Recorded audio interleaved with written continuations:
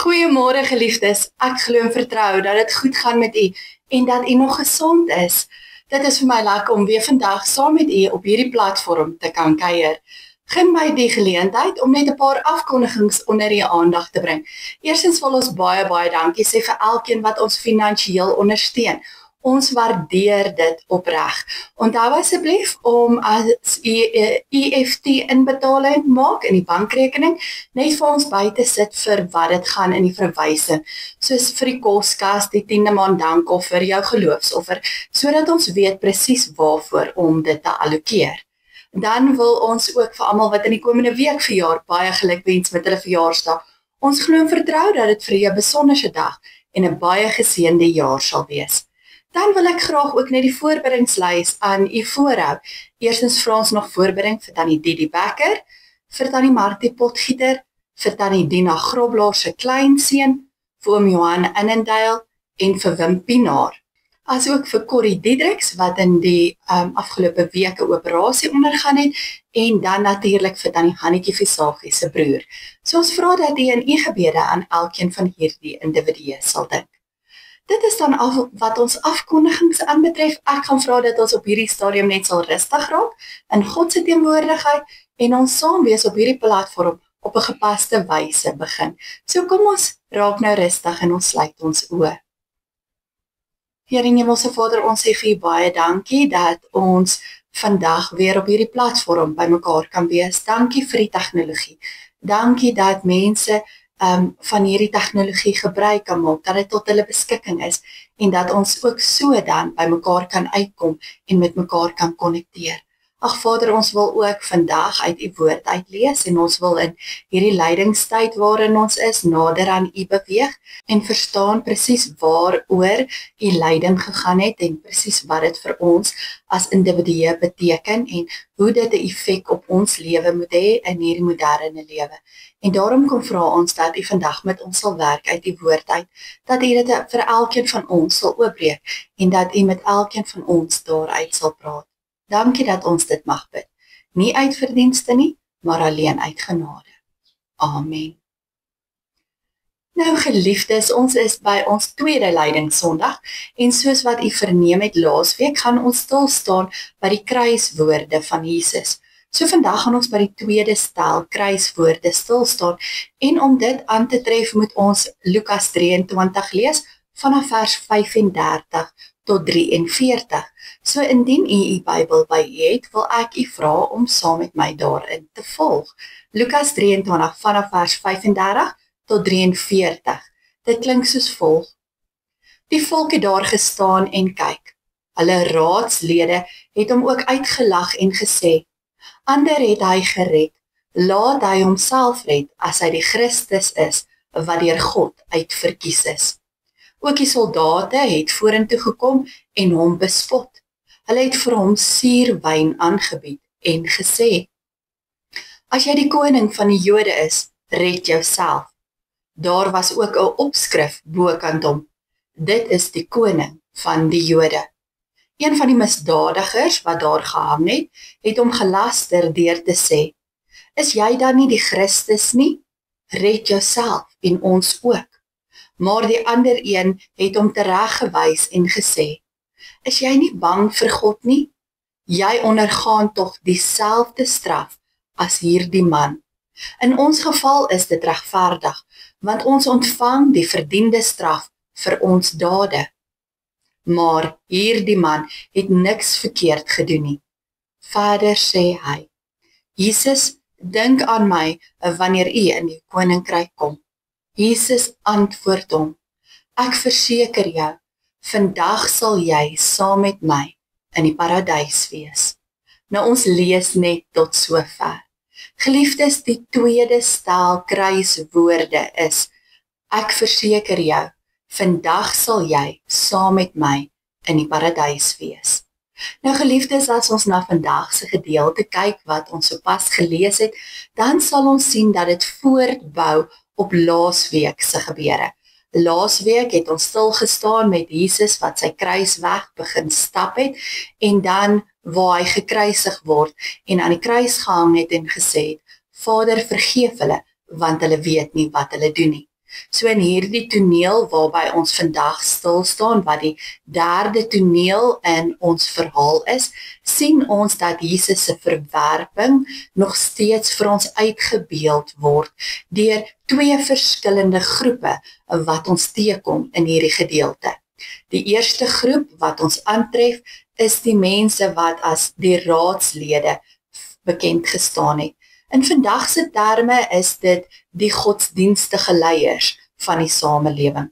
Ons lees van hierdie groep in vers 35 en ons lees dat terwyl die volk net in stilte gestaan en kyk het hoe Jesus gekruisig word, was dit juis die leiers wat Jesus verwerp het as die Christus, as die Seun van God. Die kern van hulle spot is veral daarin geleë dat hulle Jesus se verhouding met God die Vader verdag wou maak. Hulle spot hom as die Christus wat deur God uitverkies is en daardeur probeer hulle vir die mense sê dat dit wat Jesus sê belaglik is en dat Jesus nie regtig deur God uitverkies is nie. Hulle het Jesus ook verder verneder en gespot deur vir hom suurwyn te gee om te drink. Die suurwyn was die goedkoper wyn wat die soldate gewoonlik gedrink het, in teenstelling met die gewone soetwyn wat vir alledaagse gebruik is. Hierdeur wil hulle beklemtoon dat Jesus in hulle oë eintlik nie 'n koning is nie en dat hy nie werd is om geëer te word nie. Die tweede groep wat ons aantref is ook 'n groep spotters en dit is die soldate. Hulle bespotting herhaal net wat die godsdienstige leiers ook gesê het. Die opskrif op die kruis, dit is die koning van die Jode, is 'n uitbeelding van die Romeinse veragting vir wie Jesus is.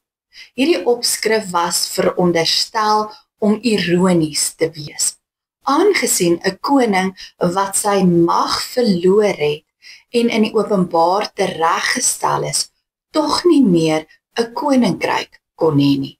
Maar Jesus, wat telkens die wysheid van die mense heeltemal kom omkeer het dit nou weer kom doen. Hy het aan die begin van sy heerskappy in sy koninkryk gestaan. Sy dood en sy opstanding sou Satan se heerskappy finaal beëindig en sy ewige gesag oor die aarde bevestig. Min mense wat daardie middag die woorde bokant Jesus se kruis gelees het besef dat dit die absolute waarheid is. Deur hierdie daad het hy sy ware koningskap kom bevestig. Nie alleen oor die Jode nie, maar oor die hele wêreld. Die bespotting deur albei hierdie groepe wys hoe die godsdienstige leiers en die Romeinse owerhede saamgespan het teen God se gesalfde en hoe hulle 'n onskuldige man veroordeel het. Nou is die vraag wat ons vir onsself kan vra, waarom het God die Vader dit toegelaat? Waarom het hy niks hieraan gedoen nie? Waarom het hy toegelaat dat die mense Jesus so verneder en spot? Waarom het hy toegelaat dat Jesus Christus aan die kruis gesterf het? Kon hy nie 'n ander plan beraam het nie? As God dan so almagtig is, waarom het hy dit toegelaat? En die antwoord op hierdie vraag is eenvoudig.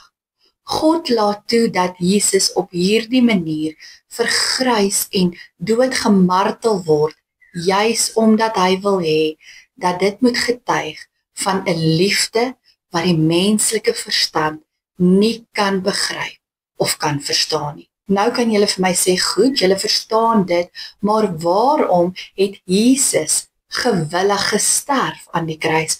Hoekom het hy nie in opstand gekom teen God die Vader nie? Hoekom het hy nie vir homself beklei nie? En dan wil ek vandag dit beantwoord deur te sê dat iemand wat gewillig is om deur so 'n 'n proses te gaan en om so deur sy vyande verag en verwerp te word, het iets wat hy vir die wêreld wil sê.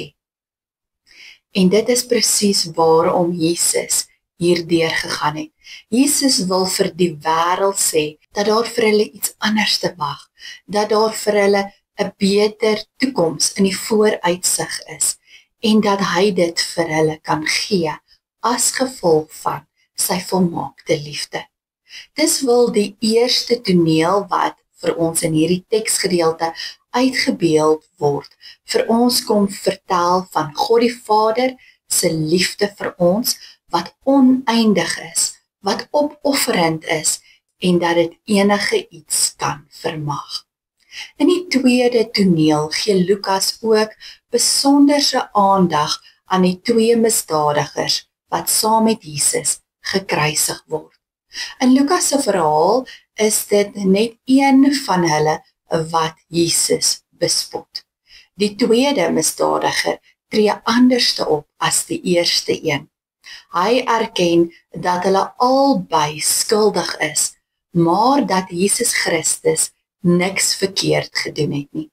Lukas se weergawe van die gesindheid van die twee misdadigers weerspieël iets van die betekenis van Jesus se kruis. Dit bring skeiding tussen twee mense in 'n krisissituasie in hulle lewe. Die een is verbitterd, hy het Jesus gelaster en hy gaan die ewige verderf binne. Die ander een het berou, hy bely sy skuld en hy beroep hom op Jesus en ontvang die grootste geskenk wat iemand nog ooit ontvang het, naamlik die ewige lewe. In vers 42 wys die tweede misdadiger ook vir ons dat hy nie saamstem met die leiers en die soldate se ongevoelige bespotting van Jesus nie. Hy erken Jesus se onskuld en sy messiaskap. Hy doen daarom ook 'n beroep op Jesus om aan hom te dink as hy sy messiaanse koningskap aanvaar. Hy is oortuig daarvan dat Jesus 'n koning is met 'n koninkryk wat anderkant die dood bestaan. Jesus verseker hom dan dat hy daardie selfde dag saam met hom in die paradys sal wees. Die tweede misdadiger glo werklik dat Jesus hom kan red. Daardeur erken hy ook dat Jesus se dood nie beteken dat hy nie die Christus is nie. Hy verstaan dat Jesus moes sterf, want as Jesus homself gered het, dan sou hy nie die mense kon red nie, en daarom besef hy dat Jesus werklik die Christus is. Jesus kom verbreek sy swye en antwoord die tweede misdadiger met die belofte: ek verseker jou, vandag sal jy saam met my in die paradys wees. Hierdie belofte is nie net vir die verre toekoms bedoel nie. Nee, dit is bedoel vir die onmiddellike hede, sonder enige tussentydse periode van afwagting. Hierdie stelling bevestig dus dat daar lewe na die dood is en dat mense dadelik in die paradys sal wees. Nou die woord paradys wat hier gebruik word is van Persiese oorsprong en dui 'n park of 'n tuin aan, iets wat baie mooi is, en later sou dit ook die betekenis van 'n toekomstige plek van geluk begin aandui. Ons sien dus dat die kern van die tweede toneel die bekering van die misdadiger is. Hierdie man neem letterlik met sy laaste lewensasem God se genade aan. En daarom hoor hy ook uit Jesus se mond self uit dat sy versoek verhoor is. Want die pragtige voorbeeld van God se genade word vir ons in hierdie gedeelte beklemtoon. Hierdie genade is beskikbaar vir enige een wat werklik daarna soek. Hierdie man wat op die punt was om te sterf, het hom na Christus toe gewend vir vergifnis. En Christus het hom aangeneem. Dis 'n duidelike bewys dat ons nie deur ons dade gered kan word nie, maar slegs deur geloof in Christus Jesus. Dit is nooit te laat om na God toe te keer nie. Jesus het self te midde van sy eie ellende genade betoon aan hierdie misdadiger wat besluit het om in hom te glo.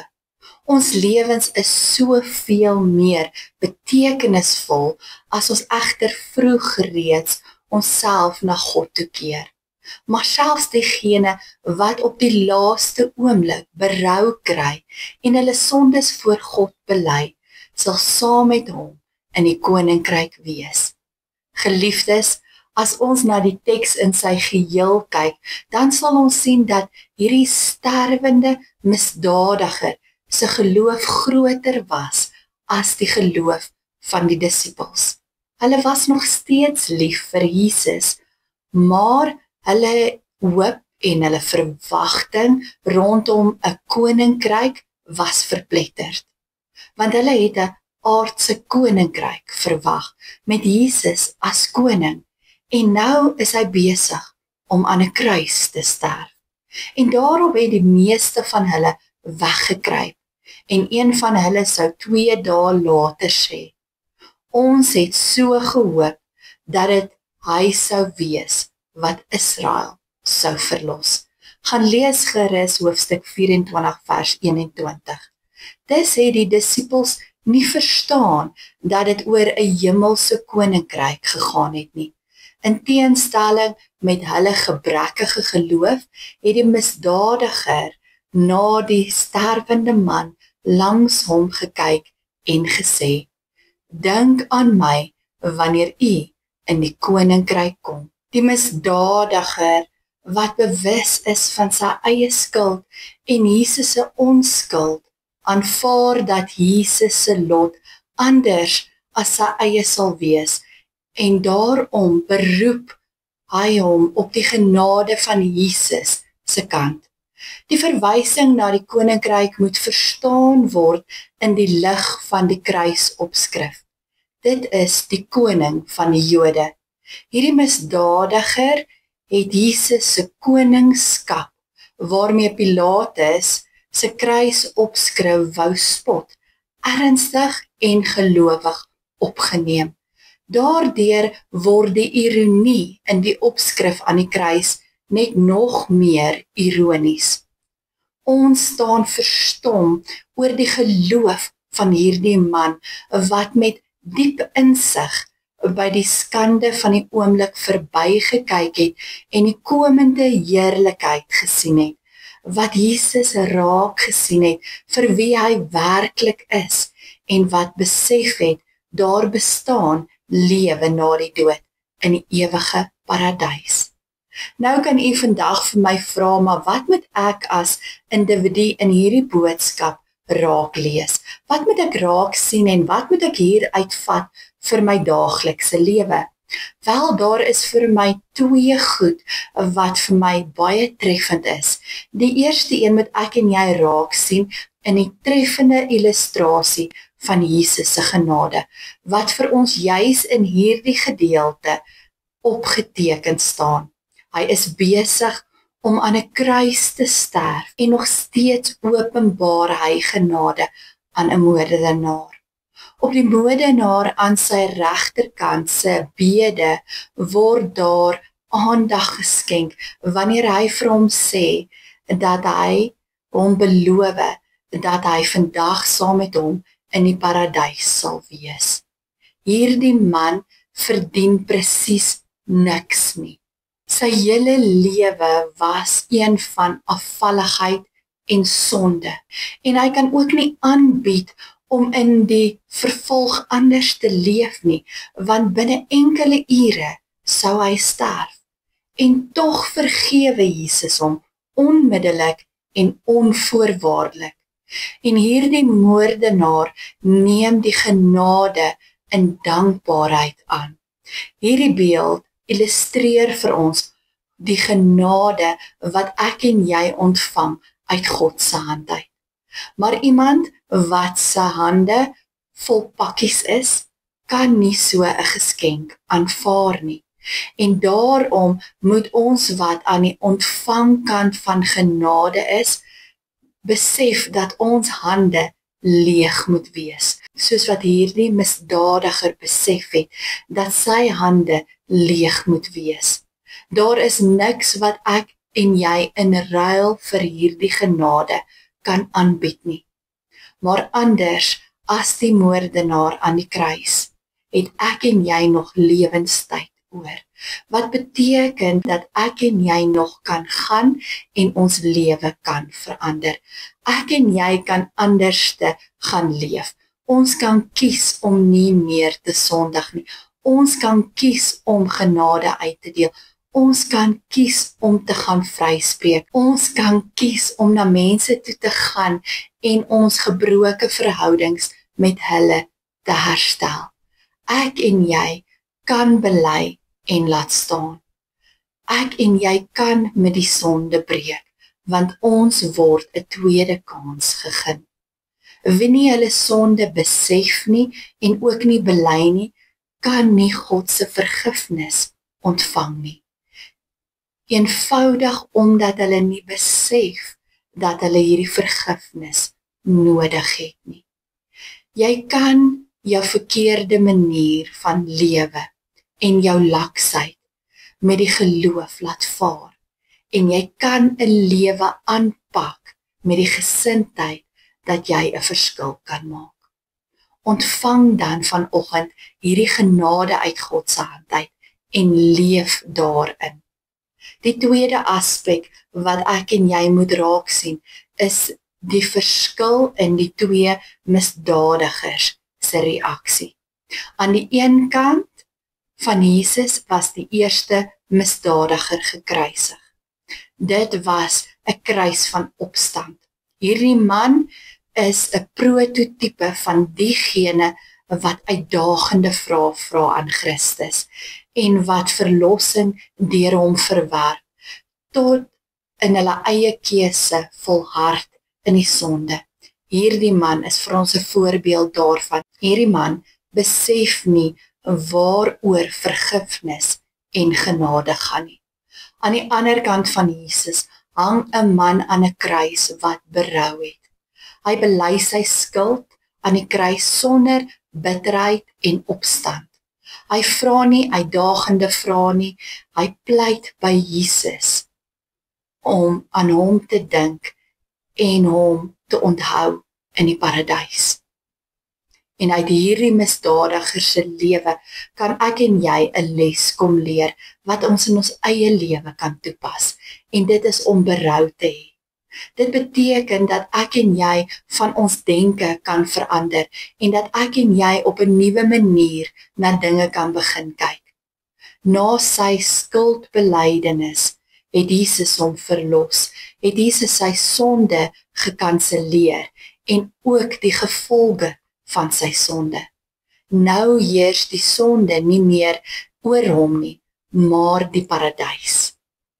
Al sterf hy ook aan daardie kruis, word hy aan sy saligmaker se hand die ewige lewe ingelei.